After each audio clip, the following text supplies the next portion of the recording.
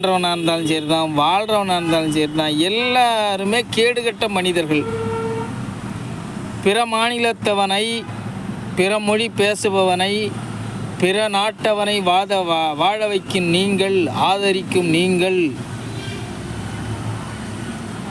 தஞ்சம் கொடுக்கும் நீங்கள், உங்களுடைய வாழ்வாதாரத்தையே நீங்களே அழிச்சிக்கிறீங்களாடா பாயுலா.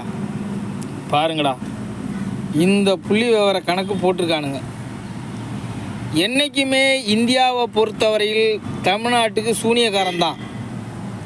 இவனால் ஒரு பிரயோஜனம் இல்லை. நடுவண் அரசு, ஒன்றிய அரசு என்னது, நம்ம ஊர் பேர்லாம் என்ன போட்டிருக்கு? ஒன்றிய தொடக்கப்பள்ளி, ஒன்றிய ஊராட்சி, ஒன்றிய பேராட்சி, ஒன்றிய மாவட்டம். இதில் என்ன நீங்கள் தனிச்சு தண்ணீரைவு ஒன்றுமே புரியல எங்களுக்கு.